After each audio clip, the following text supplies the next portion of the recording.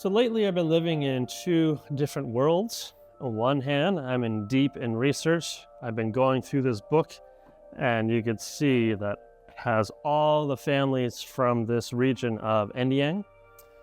You can see there's been a lot of research I've gone through this book, and there's about 3 or 4 pages on my family that I did through this research.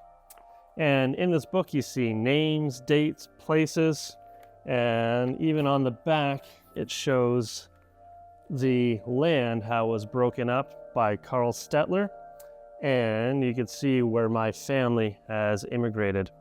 So from the mountains of Switzerland all the way to the prairies of Alberta through this research. So today I want to take you through these pages, through the script, and show you the little details such as the Swiss dialect and how the family might communicate with each other from the different age groups and how they might communicate with other Swiss people from the region. Also want to show you little details of how the light comes in through the sod house and how it captures the dampness.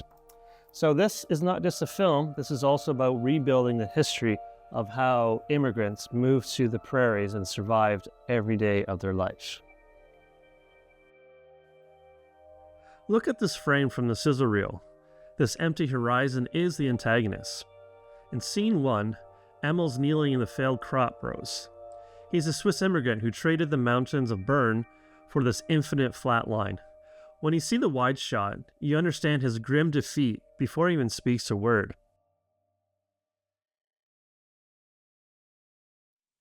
The script is spare, the wind does the talking. I use the word singvoli, and I apologize for mispronouncing this word incorrectly, but this is a Bernese word which translates into the word songbird as a placeholder to demonstrate the Swiss warmth inside the house. Inside a sod house, the light is weak, struggling through the cloth-covered windows. By building a real structure, we can film how light actually moves across the polished wood of the pump organ. The organ is the only magnificent thing in the house made of dirt. That contrast between the earth and the music is the entire visual soul of this film. In scene 1, we see a child's mitten half swallowed in the mud. This is a visual foreshadow of the stakes. In the scripts, Mary's hands are ice cold, and Emil rubs them just to bring them back into circulation. But by the end of the film, when the organ arrives, the script notes that her mittens are off, and her fingers are not shaking.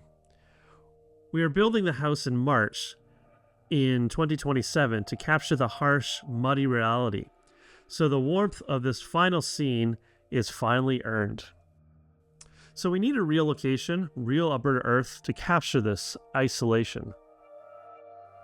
Now, to the people in Alberta, I want to let you know that this project is going to be a 2-year project. And what I need from the people of Alberta is to help me volunteer on creating a sod house for this film.